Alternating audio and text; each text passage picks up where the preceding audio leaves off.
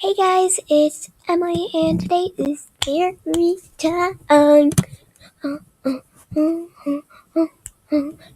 yeah. So with it being the month of Halloween and I haven't really uploaded many videos, I thought this final week I could pretty much dedicate it to Halloween and upload pretty much videos of either me talking about something creepy or doing like a Wasabi special or something. So I thought what better way to start it off than talk about a certain YouTube channel that's got a lot of people talking. That channel is called Don't Hug Me, I'm Scared. And they just released their latest video just about a week ago, and their fans have gone absolutely insane with theories after theories of what could possibly be going on in this series. And since everyone seems to like these crazy theories, I thought I'd make one myself. Having watched the 5 episodes and done lots and lots of research on this, I think I might finally have a conclusion, for me at least anyway. If you haven't seen Don't Hug Me, I'm Scared, I recommend you watch them first before watching this video. I'll give you a little bit of time to do that.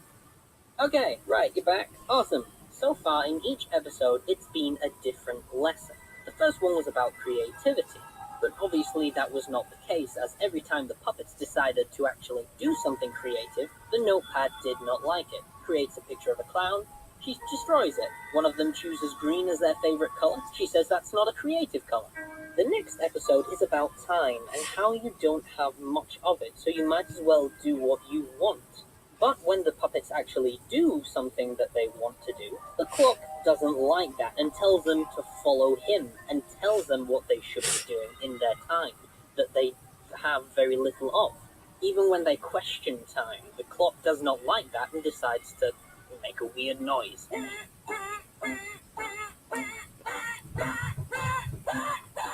In the third episode, it was about love and about religion as well. A lot of people seem to argue that it's just about religion, but no, it's about love mainly. If you check on their iTunes, it says the love song. There was quite a few things in this one, to be honest. Again, it's telling you to think this certain way. In the fourth one, this time it's about computers, and I quite like this one because it starts off with a question, and it's easily a question you could search on Google, but you never get a definitive answer. You could search an actual question on Google, and you might never find the answer because there's so much. And when they actually ask, what is the biggest thing in the world, the computer keeps talking about how smart he is without actually answering the question. This starts to change a little bit towards the end, as the red guy ends up having his head exploding. Bit of a weird ending. I know the other three have had some weird that's ended in death of the characters technically. And in the fifth one, this one appears to be about being healthy. I assume that's what it's about. Some people have said differently. I can't remember what the other thing they said, but that's what I'm going to stick by at the moment, being healthy. If it actually is something different, you can correct me in the comments. That's what the comments are there for, to tell me how wrong I am. And in this one, they start to talk about all the healthy foods, but instead of actually telling you what is healthy and what's not, they just tell you to eat plain foods, plain, boring foods, to keep, all bland and boring, tasteless foods. While they are still healthy, I guess, but they're not tasty. This actually kind of ends up with the chicken being eaten, with a little clever way of saying that food eats you from the inside. Now, in this particular one, it already starts out with the red guy missing, as if the last part you saw in episode 4 actually continues straight on to this fifth one.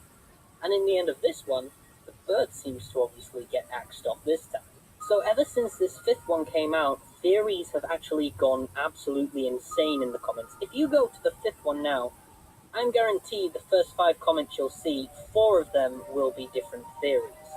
And some are quite plausible, some rather a bit extreme. So I'm going to have a little look into this and try and find a conclusion.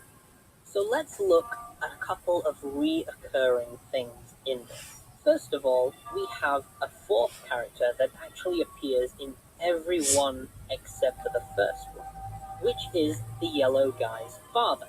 In the first one, he is introduced to let everyone know who he is. And we assume his name is Roy, because he seems to have an R on his clothes, and at the end of the credits, it just says, "and Roy." Ever since then, he seems to appear in every single episode, somewhere in the darkness. In the third one, he's praising Malcolm with the rest of them. In the fourth one, he lurks in the corner, as the red guy seems to be on the computer. And in the fifth one, as the green guy knocks over the camera, you'll see him lurking over the set, looking down. Pretty creepy. And he is the only character that's not one of the three main ones that's been reoccurring in each episode ever since he appeared. Not only that, I'll point out the obvious one that everyone seems to know who's a Don't Hug Me I'm Scared fan, 19th of June. No one seems to know exactly what this day is, as it reoccurs in every episode. Every episode, it's the 19th of June. No one seems to know why this date is here, but it keeps reoccurring all the time. Except in episode 3, there's something slightly different. It is in the third episode, but on a missing poster. Missing since 19th of June. So these three characters have been missing since the 19th of June. But what year? A lot of people say they haven't been given the year yet, but in fact, we have been given the year. There is an episode that not everyone has watched, which is the Kickstarter video. And it's an old camera footage of all the characters kidnapped, tied to a chair, and they have been threatened to be killed off unless if they give them money for the Kickstarter. But if you look at the date in the bottom right-hand corner, Sorry. it says 1906-55. I'm assuming that that is 1955, meaning these puppets have been missing ever since then, I assume. But why choose that specific date?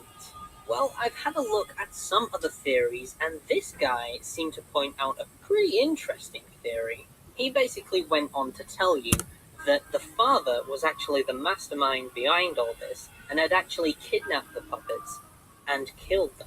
Now they're kind of stuck in this fantasy world where they can't grow up, but yet one by one starts to realize that they are in this world and breaks free and finally gets in peace, which is okay, but at the very end you seem to see the red guy walking away from the telephone box. Is that heaven? Is that what he's trying to say?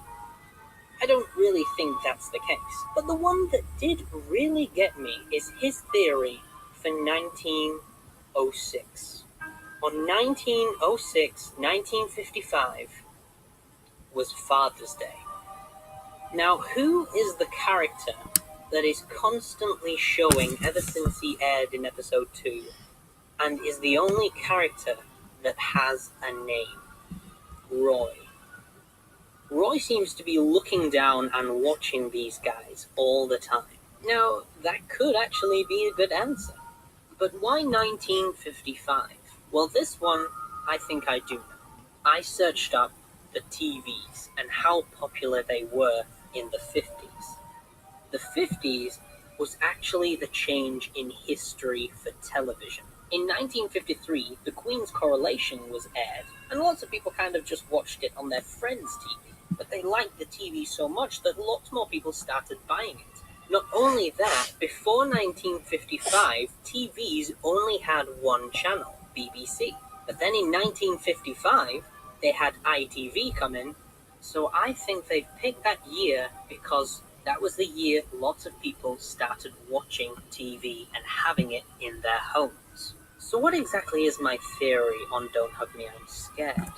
Do I think that it's their father that's kidnapped them? Do I think that they've been in a terrible accident and they're in a coma right now and they're all waking up? No. I think it's a metaphor. I believe the puppets represent the different age groups of the children that watch these kids shows. Hence, why none of them have actual names. Ever since then, the children of these age groups have been brainwashed into thinking a certain way. And I think these characters represent the parts of the children's minds that allow them to think for themselves.